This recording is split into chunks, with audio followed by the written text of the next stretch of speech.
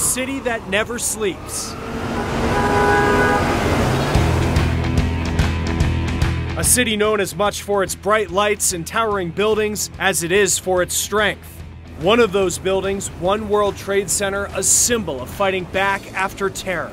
It's still a threat here and around the country. So what are our biggest fears right now? What are our leaders doing to keep us safe? From the real world to the cyber universe, we're digging into these critical questions as November grows another week closer. We got your back. This is The Race. Welcome into The Race. I'm Chris Stewart, and we're less than 2 months away from the November midterm elections. And each week on The Race, we're taking a look at the issues that are going to directly impact your vote. And that's why we've come here to New York City. You can see a skyline behind me. You see One World Trade Center. This is a place directly hit by terrorists on September 11th, 2001. Now, indirectly, that attack really hit all of us when it comes to how we approach national security. So we're going to be talking about that throughout this show, and we do want to get started in Atlanta. Our Nicole Val taking a look at the moves that are being made to make our cybersecurity stronger. She has what's being done, what a cyber attack might look like to you. Inside Dr. Rahim Beya's Georgia Tech classroom. Go and easily change various components and set points. There's a network of minds working on overdrive to make sure people like you and me don't become targets for a serious cyber attack. Cybersecurity is everybody's problem.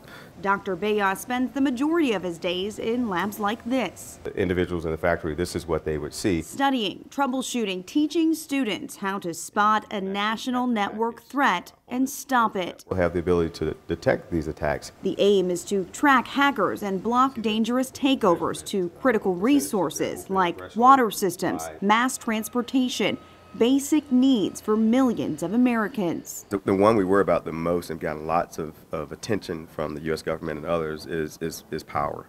Dr. Beya says the U.S. power grids are already in the digital crosshairs. Just a few months ago, DHS came out with a report saying that Russians had actually penetrated our grid. And they didn't say anything about any actions being taken, but they were in systems that control our power grid. So that's really concerning. That's why simulators like this are necessary. So all of the components are actually communicating with each other. Cutting-edge cybersecurity systems are being created here, like this decoy security robot called the Honeybot.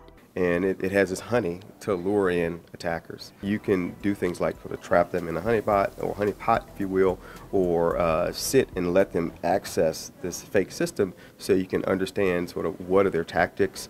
He says the days of annoying viruses have evolved. The bad guys on the other side of the screens have advanced. They're not just stealing money and identities anymore. They're starting a two-dimensional war, putting national security at digital risk, and everyone, look at the network traffic, Beya says, should be doing their part to protect themselves. So we have to make sure now that we secure these systems in addition to our desktops and laptops and cell phones. We really need everybody to do their due diligence and secure the systems. For The Race, I'm Nicole Vowell. Now, Republicans and Democrats agree that cybersecurity is the biggest threat to our country. But as Corey Rangel shows us, they disagree about whether we're safer under this administration. Just this week, the head of Homeland Security warned cyber attacks are now the biggest threat to the United States. DHS was founded 15 years ago to prevent another 9/11, but I believe an attack of that magnitude is much more likely to reach us online than on an airplane. For the moment, this is an issue many Democrats and Republicans agree on. I think we've seen that is one of the greatest threats to our democracy. We don't know where these hackers are. We don't know what they're up to, but we do know that they're trying to attack us, our elections. They're trying to attack our electricity grid. While cybersecurity might currently be the most pressing national security issue, other threats remain, and Democrats argue some of the president's policies are making the country less secure. I think it makes us less safe when we have a president who is weakening our alliances, who is, seems to kowtow to a hostile foreign actor, which is Russia and Putin. That certainly puts us at risk and at danger. But Republicans say the president has done a good job at keeping the country safe. ISIS is on the run.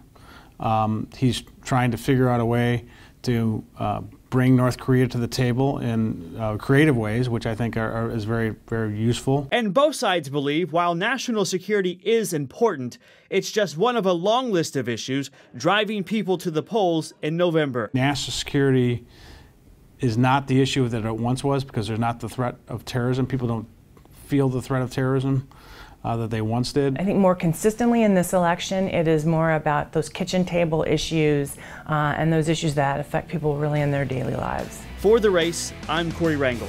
When The Race continues, we're talking to law enforcement experts about what goes in to keeping this city safe and what are the threats we should be concerned about as we get closer to November.